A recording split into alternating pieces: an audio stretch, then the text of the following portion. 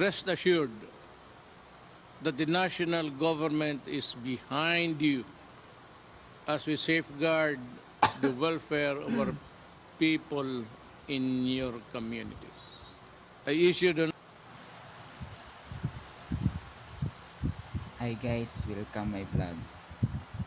Huwag niyong kalimutan na mag-subscribe my channel, Malditong Carlos. Like, comment. Kalimutan niyo yung notification. Guys, ito yung pahayag ni Mystica. Ngayon, sa kanyang talumpati, minura niya ang ating presidente ng Pilipinas na si Duterte. Guys, nagbago na rin siya guys, napakumbaba na rin siya ngayon, alang-alang sa ating bayan. Tad na dapat ang nga lang ang inbox ko sa kung ano-ano mga videos kung wala na na tayong pinapadala lockdown, wala akong time na wala akong time na mag-check, makukuhaan. lalo naman nagmumura sa akin, wala ako talagang Dapat time na mag-check. na lang Pati muna nga yung tayo. mga comments ninyo, wala Iwasan rin natin akong time na mag-check din sa mga lugar. comments ninyo, kaya pasensya Huwag na kayo tayong kung sumuway hindi sa ko utos ng ating nabibigyan ng presidente. oras yung mga yun. Kasi sobrang dami Dahil ng may COVID. comments, sobrang dami ngayon ng mga inbox Guys, ito yung messages ko. talumpati guys. So, wala. Panoorin Kailangan lang ang talaga kanyang na if ever there's really talumpati something ni Mystica. na Humingi na rin siya that ng can really strike pasensya kung ano yung at attention sorry ko, sa ating kaya iyon binibuksan ko rin. presidente. Tapos kung minsan, di ba, Guys, nakikita alamin niyo, niyo guys, pinupost ko rin. So, Pwede po ba akong magsalita at makiusap sa mga kababayan ko na nasa Pilipinas? Isa po akong OFW dito sa Riyadh. Kasi naawa lang po ako sa presidente natin. Winawasak, inaalimura, natin sa Pilipinas. Ang ama po ng bansang Pilipinas ngayon, nag-iisip kung paano isasalba ang bansa natin. Hindi ba ninyo naiisip kung gaano kahirap ang dinadanas ng presidente natin? Halos natulungan natin. Ipanalangin natin ang presidente natin. Tulungan natin at makipag-cooperate tayo. Sa simpleng hiling lang, stay at home. Hindi nyo magawa. Pag-aalimura ang ginagawa ninyo sa presidente natin. Lahat na lang ng ginagawa ng presidente natin, hindi nyo nakikita kung ano ang ganda. Ako po, isang OFW, Nakita niyo na to? nakikiusap sa inyo na makipagkaisa na lamang po tayo sa presidente natin. Ipanalangin natin Kita niyo sa na. simpleng kahilingan lang namin. Ako, isang OFW, frontliner dito sa ospital, hindi kami nagre-reklamo. Ang mga frontliners sa Pilipinas, hindi rin nagre-reklamo. Kayo sa simpleng hiling lang, stay at home. May ayuda pa kayo sa Pilipinas, sa gobyerno natin. Ano ang nare-receive sa inyo? Reklamo kayo ng reklamo. Paanong aangat ang bansa natin kung kayo mismo hindi nyo nakikita kung ano ang ginagawa ng gobyerno natin? Pwede po ba kami makiusap sa inyo? Pahalagahan po ninyo ang buhay ninyo. Makipagkaisa po kayo sa gobyerno natin. Iisang tayo, iisang lahi, para hindi po maubos ang lahi na Pilipino. Makipagkaisa po kayo. Ipanalangin po natin ang gobyerno natin na makasurvive dito po sa pandemic na to. Hindi lamang naman Pilipinas ang may problema ng COVID, kung hindi po ang mundo. Bakit ganon? Bakit ganon? Reklamo kayo ng reklamo. Kami na OFW, apektado din kami. Meron din kami ditong lockdown, pero hindi kami nakakatanggap ng ayuda galing sa gobyerno natin. Hindi kami nagre-reklamo, bagkus sumusunod kami kung nasaan, kung anong bansa kami. Nagre-reklamo kayo ng hirap.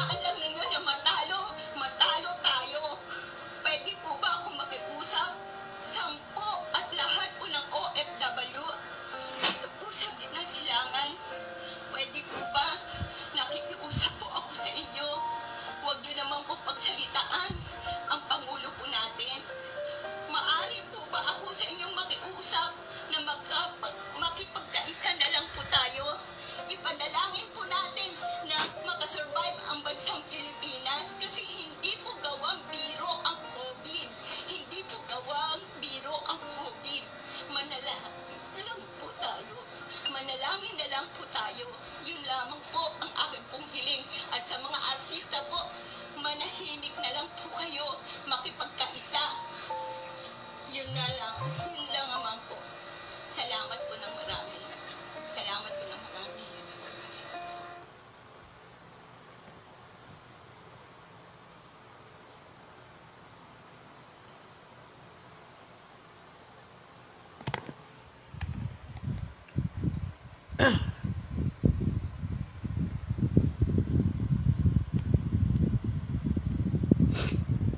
Anong pangalan nun? Um,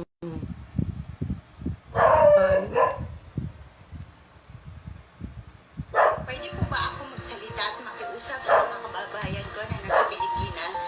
Isa po akong OFW dito sa Riyadh. Riyadh, Kasi Angelina naawa lang po sa ako sa gila. presidente natin.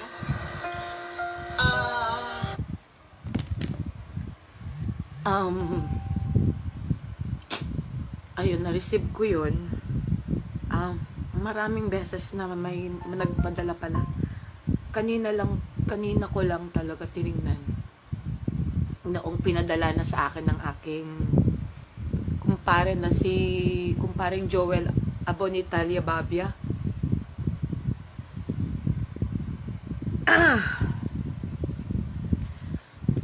Nakita ko kasi usually hindi ko Angelina sa Gilan. Okay. Natin sa Pilipinas. Ang ama po, Angelina Sagilan. Kasi usually hindi ko tinitingnan kung ano yung mga pagmumura o kaya kung ano yung mga isinen sa akin. Pero when I was getting started para mapakinggan kung ano yung sinasabi niya, first, hindi siya nagmumura. Second, nakikiusap siya. And just like what I said, na kung ang isang tao, iti-trigger niya ang isang tao para makinig ng maayos, natural, makikinig talaga. Pero kung sa umpisa pa lang banat na agad, natural, I will not even put my time. Katulad yung mga isinesend sa akin, I will not even put my time. Just like I said, hindi naman ako basta-basta na lang kumakasa kung alam ko na hindi ako tinutukan muna o kaya hindi ako na-trigger muna kung anong dahilan kung bakit ako kumakasa din. Pero this is a different story. Okay? This is a different story. Lahat ng mga sinabi niya tama. From the start, ako talaga ay nagiging taga-suporta talaga ng president. And there is walang halong ano yun, di ba? Especially from the time na I have asked the president an apology. Tapos, noong naihalal na siya, tapos, noong pinuntahan niya yung kanyang magulang, yung sa libingan ng magulang niya, alam ko ng president natin may puso yan from the start. Alam ko rin na he is a real stubborn pagdating sa kanyang personality. Kaya nga tinatawag na bato ang tingin ng tao sa kanya. Dahil the way he makes orders, the way he commands, the way he makes decisions, the way he leads.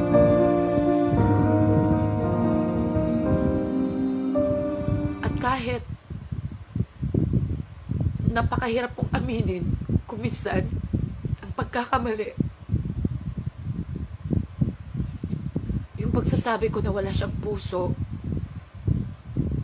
yung pagsasabi ko na bato ang puso niya dahil hindi niya kayang ipagkaloob sa aming lahat kung ano yung dapat para sa amin bilang no work, no whip, no work, no pay din, bilang taxpayer din. Pero nung na-realize ko na tama nga naman kulang talaga ang pera ng gobyerno. Dahil pinangaliwanag nga po ng batas yung tinatawag kong gobyerno, which is sa barangay namin. Noong sinasabi ko na nagmumura ako about sa gobyerno, dahil sinasabi ko na bakit hindi nyo maibigay kung ano yung mga dapat ibigay sa mga tao. And then of course, nung sinabi ko kay lalabanan natin ang I was referring to corruption. I wasn't referring to labanan natin ang gobyerno tapos gagawa tayo talaga ng isang malagim na pagtitipon-tipon para lahat ay ipakita natin na tayo ay magte-take over o tayo matapag. Hindi ganun ang gusto kong mangyari. So I went to the barangay. In-explain nila yung talagang tamang pag-explain na hindi nila ako kinastigo or hindi nila ako kung ano yung expected ko na baka mamaya dahil sa pinagmumura ko sila, dahil of course I was referring to gobyerno, ganun.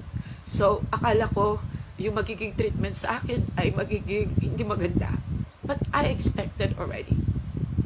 Pero noong in-explain naman na talaga nila ang katotohanan talaga na ang pondo ng gobyerno, kung tutuusin, ay kulang.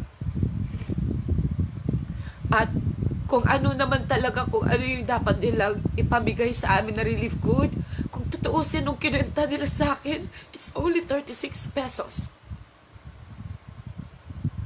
Eh ako naman, dahil nga sa, I was triggered naman by other people, lalo dito sa mga kabarangay ko, sabi nila na, Mystica, since ikaw naman ang boses namin, so bakit hindi mo talaga puntahan para ma-find out natin kung totoo ba talaga na ang pondo ng gobyerno ay talagang ninakaw nila o hindi. So, yun nga. Kaya nga, pati nga ako at saka si David Ilagan, nagbigay nga siya ng example noong kunenta niya nga yung 270 billion, tapos kunenta niya kung ilang tao, doon na siya nagbase sa ilang tao sa buong Pilipinas. At makikita naman talaga na sapat o kaya'y okay sana na mabigyan lahat. Pero na-explain na po sa akin na talagang kulang talaga. So, I came home, makikita nyo sa video ko, na instead na ako ay kumasa ulit o instead na ako ay nagsalita ulit against sa Pangulo natin or against sa ating gobyerno, wala kayong narinig sa akin right after that. Puntahan nyo lahat yung mga videos ko because every time live lahat ang mga yon. So hindi natin pwedeng sabihin na indit ko lang or naggumawa lang ako ng panibagong na kunwari okay na ako. Hindi. Kasi nung nagmura ako because of the fact na ako ay nabigyan ng information nga na hindi daw pwedeng bigyan ng relief good o kaya mabigyan ng ayuda ang lahat, kundi pipiliin lang daw, ganun. So, natural, it was my natural reaction, kaya nga ako yung unang kumasa on behalf of everybody. At kung ako man ay nakapagmura, and I repeat it again, dahil sa parang ako rin yung isang anak ng isang ama. Kasi from the start, di ba, tinuring ko na rin siyang ama. Isa rin ako sa mga sumuporta sa mga programa ng presidente. Pinakita ko. Hanggang ito lang, nung nalaman ko na hindi naman pala ako kasama pagdating na sa pagkakataon na crisis na ganito. So sabi ko, unfair ito. Unfair. Hindi pwedeng treatment ito. Kaya ako nagmura. Pero alam natin na yung galit lang natin pag i-voice out na natin, it's just to release kung ano yung frustration. Pero I'm sure naman na mapapatawad ako ni Presidente. Dahil alam niya na ang isang tao kapag frustrated, masasabi niya lahat. Masasabi niya lahat kung anong frustration niya. Katulad din niya, masasabi rin niya kung anong frustration niya every time na nagsasalita rin siya at nagpuputang ina or kung ano-ano man. Pati si Barack Obama noon, sinabihan niya na son of a bitch mo ganun. And bilang anak, alam ko na hindi tama yun. Ina-admit ko.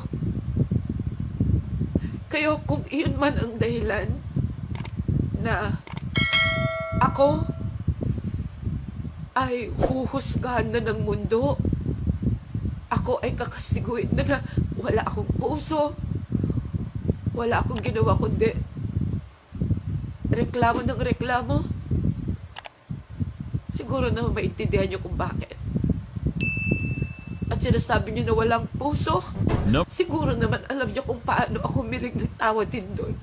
At kahit sinabi ko itong statement ko sa kanya na kahit ano mangyari, binabawi ko yung pag-sorry ko sa kanya ng 100 times, na isasampal ko ulit yung pagmumura ko, yun ay dala lang po sa aking feeling at that time, because my feeling was I was frustrated.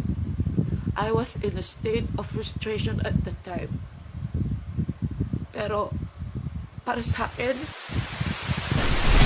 tama siya. Tama itong kung sino man itong nagsalita, because she came across na hindi siya nagmumura sa akin. She came across na siya ay nagpapakumbaba. She came across na siya ay nagsusumamo. She's asking a favor. So, kahit kung minsan, di ba, yung kinikim-kim nating galit, mahirap nating ipakita na kung ano man yung bato na pinapakita natin ngayon sa presidente. Alam natin na deep in our hearts, we know that the president is doing his best. Kaya kung nakapagsalita po ako kay presidente, inuulit ko po ulit, patawarin niyo po ako. Bilang anak niyo, hindi po mawawala yung respeto ko sa inyo. Intact po yun. Nakapagsalita man ako ng mga ganun dahil sa frustration ko, pero deep inside, I am so proud of you. Dahil in spite of, alam mo na sobrang walang-walangang pondo ang Pilipinas, and in spite na yung mga nagko-complain na mas gusto na raw nilang lumabas kung hindi kayo magbibigay ng pagkain, pero you still manage to be the leader. Kasi ang leader nga naman, kailangan ka rin maging bato. Otherwise, kung ang puso mo ang mas mananaig na katulad nung nakita nila sa personal assessment test ko, iyon ay isang tao na talagang maaasahan pagdating sa leadership, because you can never be a leader kung ikaw ay weak. Kaya kailangan ka talagang magiging firm, magiging bato in terms of your leadership. So, since na ako,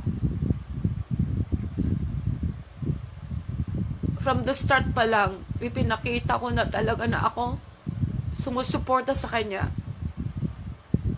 Hindi porke ako ay biglang umatake ulit at nakapagsalita, that doesn't mean na kailangan siya na yung paalisin natin, siya na yung kung ano-ano man yung mga words na ginagamit ng mga tao para siya ay sirain. Kaya tama itong babae na to.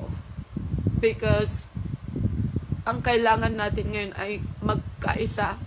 Instead sana na nagbabanggaan, especially in terms of our president. Ang isa pang umantig sa puso ko dito, sa nakita ko,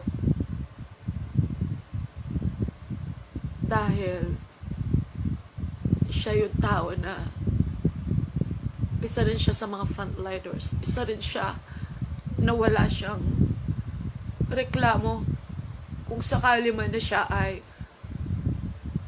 mabibigyan din ng sakit because she is the one right there. Naka-front talaga siya sa mga tao na talagang COVID-19 victims. And I'm hoping na yung asawa rin ng anak ko, na si Jody, since na siya rin ay isa sa mga frontliners na tatrabaho rin sa isang hospital because she is a nurse.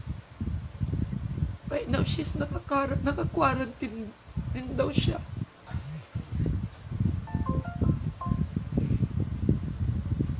Kaya naiintindihan ko po kung ano yung bawat binitawan ng babae na to.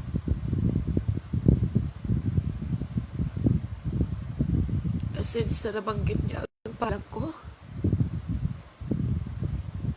maraming salamat. Kasi kung minsan,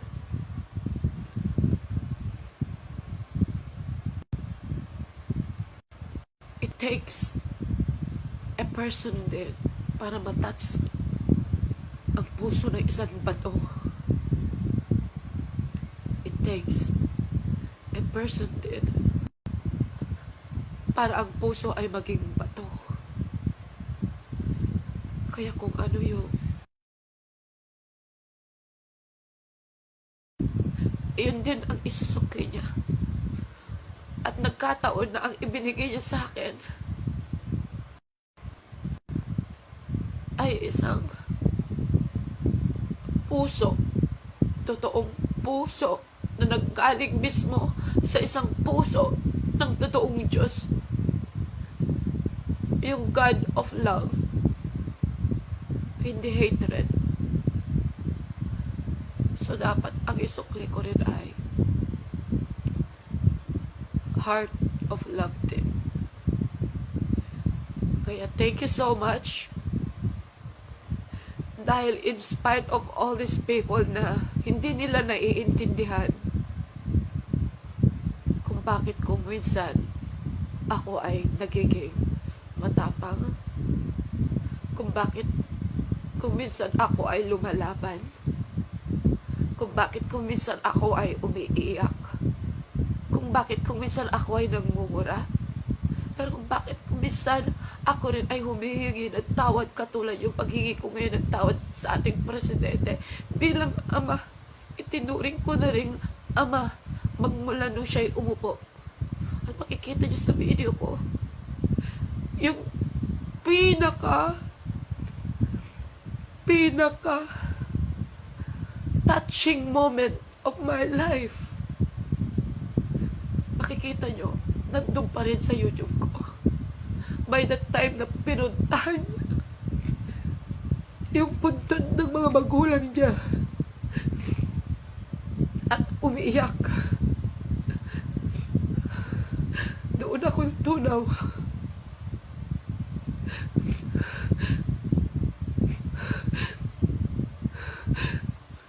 At nung sinabi niya na matanda na siya, hindi na rin natin alam kung hanggang kailan pa siya sa mundo. Katulad ng mga magulang ko, sa isang iklap biglang nawala. Doon natin ma-realize na balang araw ang isang tao kung kailan lang siya nawala, saka na lang natin ma-realize kung gaano siya ka-importante sa atin. saka na lang natin ma-realize kung gaano niya tayo kamahal. Saka na lang natin ma-realize na ang ginawa pala niya na pagiging istrikto sa atin, na kahit yung pagbibitaw niya na kung sakaling hindi natin sundin kung ano yung bilin niya, iyon ay ikakabutay natin dahil tayo mababaril. Oo, totoo nga na marami ang namatay dahil sa nagiging programa niya o kay nagiging patakaran niya para masumpo ang droga.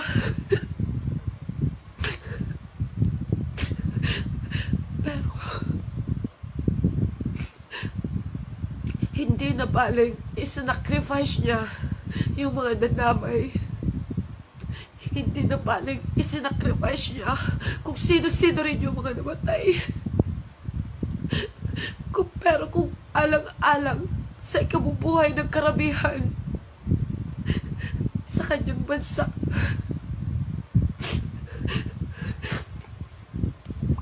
yun ang mas pinili niya. At hindi na baling kahit alam niya na ang katumbas ng pag-lockdown niya ay maraming magugutom. Katumbas ng pag-lockdown niya ay maraming magko-complain. Katumbas ng pag-lockdown niya ay maraming magagalit. Pero ang kapalit noon, ang safety natin para tayo ay mailayo.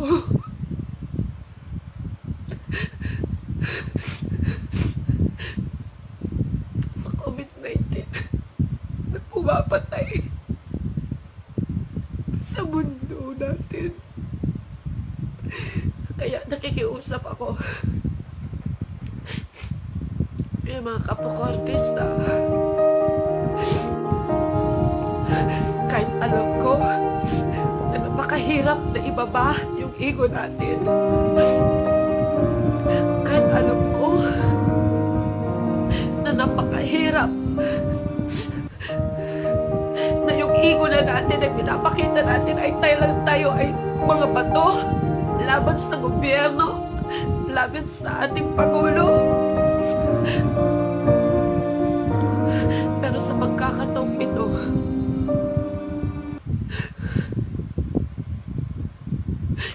tingnan din natin. Tingnan din natin yung kabilang side ng ating Pangulo. Kung ito ba ay para lang sa kanyang sariling kapakanan or para sa ating lahat.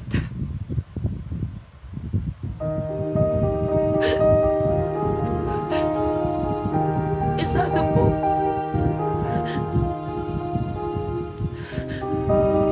yung asawa ng anak ko ay maaaring magiging biktima rin po ng kalaban natin.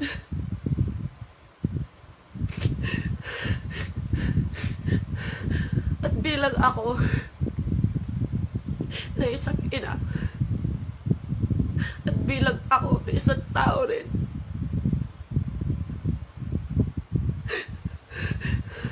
na nagiging selfish din, at tinitingnan ko lang kung ano yung side ng mga maralita na pinagtatanggol ko,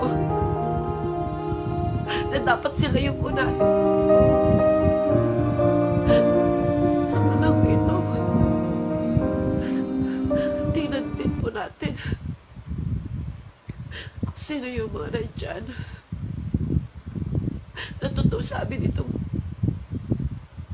babae na to na sila wala silang reklamo. Sila nandun lang sila sa ibang bansa na wala silang kontrol kung ano yung ikilos nila. Hindi katulad natin na may kontrol pa rin tayo kung ano yung kilos natin. May kontrol pa rin tayo kung ano yung reklamo natin. May kontrol pa rin tayo kung ano yung sasabihin natin. Kaya kung tutuusin, mapalad pa rin tayo. Dahil kahit sinasabi natin na nandito tayo sa isang bansa na wala ng demokrasya, patay na.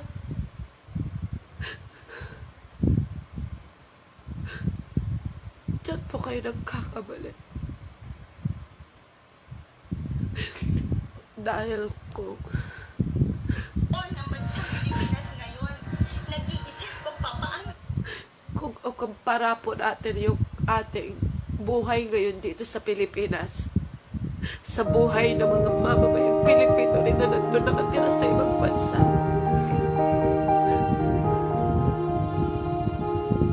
Mas masarap pa rin ang buhay natin ngayon. Mas malaya pa rin ang buhay natin ngayon. Kahit pa paano, nagkakaraos pa rin tayo ngayon. Kaya po doon sa mga tumutulig sa Presidente, sana isaalang-alang na lang natin sa kanya. Pagtulungan natin. Kasi ang ginagawa niya para rin sa ating lahat. Para rin sa ating pamilya. Para rin sa ating kinabukasan. Para rin po sa ating kalusugan.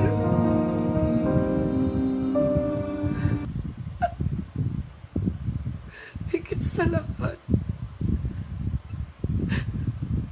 para po sa ating Panginoong Diyos. Maraming salamat po.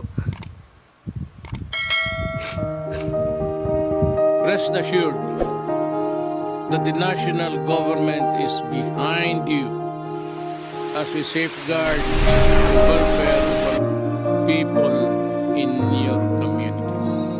I issued an order to Executive Secretary Mijaldia clearly laying down the responsibilities of each department in implementing the Bayanihan to Heal as One Act. I have given them their marching orders, emphasizing the need for sufficient authority so that they do not have to go back to me and ask for clearance for each and every action they have to take. All of the details of our actions will be part of my report, which will be submitted to Congress pursuant to Bayanihan Act. There are now only two powers in the law that I reserve strictly for myself. One is the power to direct the operation of private establishments. The other is the power to require businesses to prioritize contracts for materials and services necessary for the crisis. I will exercise these powers only when absolutely necessary. The government is now taking action and undertaking several key measures to overcome and recover from the effects of this pandemic.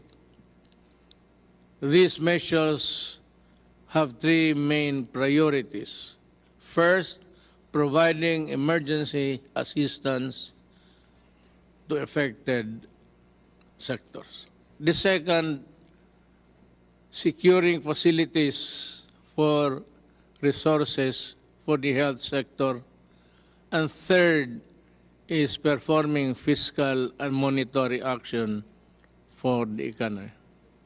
First, the government is now launching the largest and widest social protection program in our country's history. Pinakamalaki itong tulong ng ibibigay ng gobyerno sa mamamayan sa history natin. Nagkaroon ng problemang ganito. To make up for the loss of economic opportunities due to quarantine measures in the place of COVID-19. We have allotted 200 billion pesos for low-income households who are badly affected by the current crisis. Sila ang nasa informal sector and those who live day-to-day on subsistence wages or no work, no pay. Arrangements, beneficiary households will receive emergency support for their 2 months based on the regional minimum wage. However, I still count on everyone to also look out after their fellow men, their countrymen. To those who have more in life, I implore you to share in the cost of taking care of the less fortunate and keeping our society intact. They have also contributed to our prosperity in one way or the other. So let us support them in this crisis. Okay. Let it be said that in the hour of our country's greatest need, we all look out for and help each other. Buksan natin ang ating puso sa nangangailangan. I also appeal to the private sector to contribute in any way you can in dealing with this national emergency. We implore employers to do their part in protecting the welfare of the millions of Filipino households that belong to the formal sector and depend on their employers for continuous livelihood. For those who have silently helped away from the cameras, maraming salamat po. The government will provide a recovery package, especially to micro, small, and medium enterprises to help deal with the economic effects of this pandemic. My economic team is already creating the guidelines for this as I speak. To our farmers and our fisherfolk, we have not forgotten you, and government is now employing quick response measures to help you during the crisis, as well as ensure food productivity, availability, and sufficiency during the period of the pandemic. Andito ang gobyerno para sa inyo. The government is also ensuring the unhampered flow of cargo and their workers to maintain the continuous and steady supply of food, goods, and other essential supplies and items. A price freeze on commodities is already in effect, and measures to curtail hoarding and profiteering are also in place. Uulitin ko, hindi ito panahon para kumita. Hindi ito panahon ng pagsasamantala. Food packs and essential non-food items are also being distributed on LGUs in Metro Manila and the rest of Luzon. Contaminated areas in the Visayas and Mindanao are receiving similar assistance. More will be given to augment the requirement of LGUs in the coming days as we repackage the items in our stockpile. Gagawin ko lahat para walang magutom. Second, we are marshalling and deploying the resources of government to provide our frontline health workers with everything they require so they can save as many lives as possible. We are now procuring medical supplies, devices, and personal protective equipments. About 1 million medical protective items are being acquired right now, with the government and the private sector working together to purchase or produce the necessary quantities. We are also ramping up our capacity to test more broadly, to take a fuller and more accurate picture of the spread of COVID-19 in the country. We will also build, operate, and accredit more medical facilities and laboratories in the coming weeks. The outpouring of donations and support from the business organizations, foreign governments, and private individuals over the past few weeks have also been overwhelming. I therefore would like to acknowledge the following for their help in this crisis. The government of China, the government of Singapore, the NGCP led by Big Boy C and Robert Cuyeto, Ramon Ang, Enrique Crason, Manny Pangilinan, Lucio Tan and Michael Tan, Simeon Heo of Shop Philippines, Century Peak Corporation, Gutianon Yap, Udema Foundation of Dennis Oy, also Robert Singh, Archie Po, yung who suffered loss, mga buhay niya, empleyado niya, pati yung aeroplano na crash on a evacuation mission to Japan. My condolences to the families, and I assure you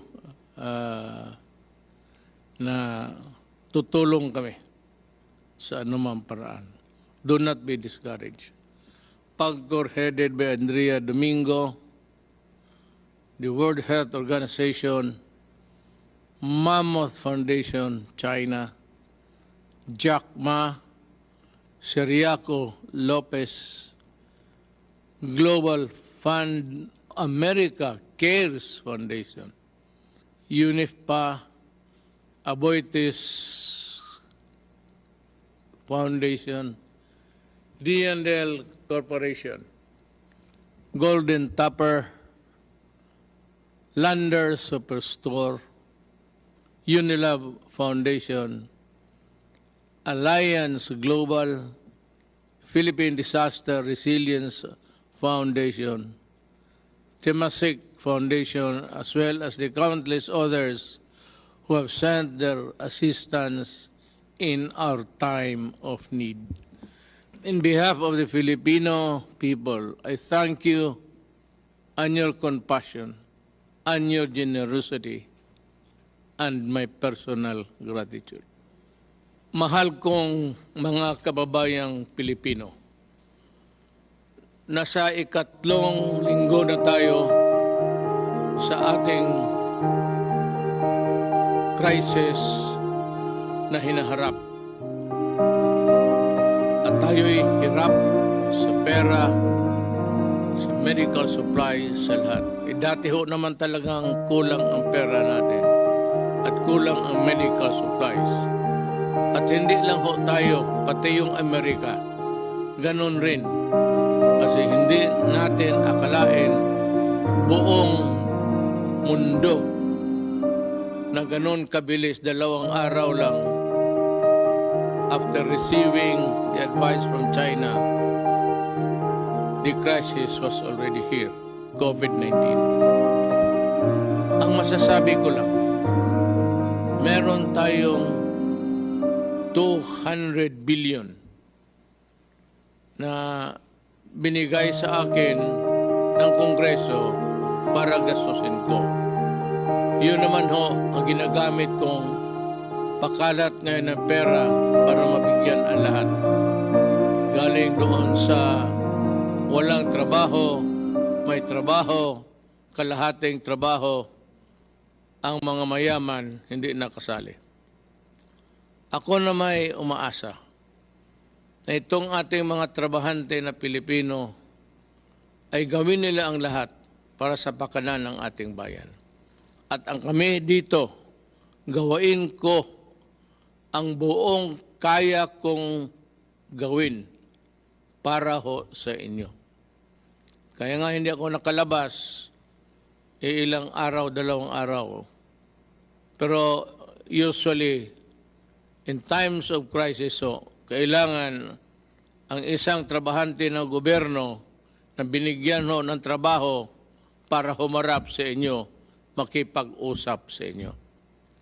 Ito ho ang garantiya ko. Ginagawa namin ang lahat ng makakaya namin. May mga doktor na, mga nurses, attendants na matay. Sila yung nasawi ang buhay para lang makatulong sa kapwa. Napakaswerte nila. Namatay sila para sa bayan. Yun ang dapat, ang rason na bakit tayo mamatay. Huwag tayong mamatay sa ibang rason na sagasaan ka lang at wala ka namang ginawa. It would be an honor to die for your country, I assure you. At ako naman ang filosofiya ko ganito. Sa nagtatrabaho, kung protected ka lang, make yourself fully covered, protected, para hindi walang madisgrasya. Pero ang doktrina ko sa buhay, ako, si Rodrigo Duterte, kung panahon ko na. So, gano'n na lang ang pagtingin ko kasi wala ma rin akong magawa. Pumupunta ako doon sa mga lugar na may gera. Pumupunta ako doon sa may lugar na may pumuputok yung bomba. Pumupunta ako doon sa likod ng mga sundalo at nagrakrakan sila ng... hindi ko masabi kung kailan ako. Kaya sabi ko na lang, Diyos ko, pag panahon ko na, kunin mo na ako. Huwag kang mag-atubili.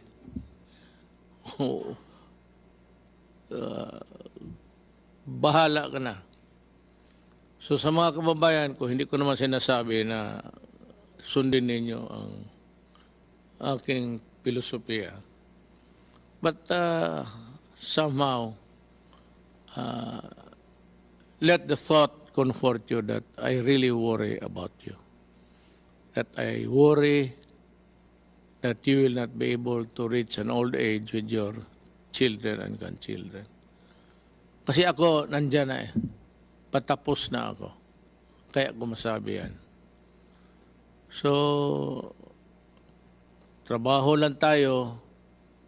Ang mga supplies nandyan na at makabili na tayo ng kailangan ninyo. Ngayon, sa mga tao na binigyan ng people task of distributing the money, distributing the food, distributing the relief goods, kindly do it. I use the word to a T. Kung hindi nyo naintindihan yan, mag-research kayo. Pero talagang pag nagkamali kayo dito, hindi ko kayo palusutin. I will see to it, even tomorrow, if I discover some embezzlements, some hoarding there, at dinadivert yung pagkain sa mga tao na dapat hindi sa kanila, you better think. I am not a cruel man. Pero kung may report ang pulis, I will order your detention hanggang matapos itong COVID-19. Sabi ko, wag ngayon. Wag na wag kayong mandaya, mangurakot, at taguin yung mga pagkain at yung iba hindi bigyan kasi you know, people sometimes think that they own whatever they receive from government. This is not yours. Neither is it mine. Pero kung mamuliti ka tapos makabalitaan ko na yan ang nagawa mo, I will suspend you ora mismo. And for those who are really absconding the money,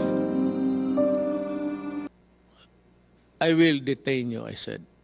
And maybe I will release you pagkatapos ng COVID. Hindi ako nananakot. Nagpapasalamat ako sa buong lahat ng aking mga doktor who are honest at talagang natatrabaho. Sa inyo po, personal kong gratitude na hindi mabayaran ng pera. Ang papasalamat rin ng taong bayang Pilipino. Salamat po. At ako'y regularly makipag-usap sa inyo until this crisis is over. Huwag kayong matakot ngayon. Huwag na huwag kayong matakot kasi sabi ko may pera ako at kung meron man ang palpak-palpak dyan kunti, ayusin namin yan. Ayusin ni Lorenzana yan, the implementor, pati ni Anyo sa DIL. At si Galbeso, puro military na yan sila. At as a matter of fact, ganito, lahat ng contribution, lahat, ibigay mo doon sa opisina na set up ng task force. At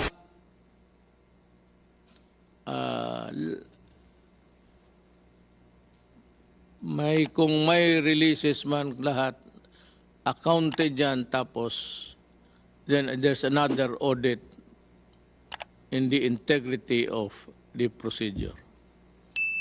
Yan lang po, papasalamat ako sa lahat ng trabahante ng gobyerno nandiyan. At ako naman po at the same time, nagbibigay ng warning. Totohanan ko talaga kayo. Sa crisis, tapos gawin mo pa yung dapat ka talagang ikulong. Hindi kita inilis. Huwag ka hindi ang maniwala sa kaso. Hayaan mo.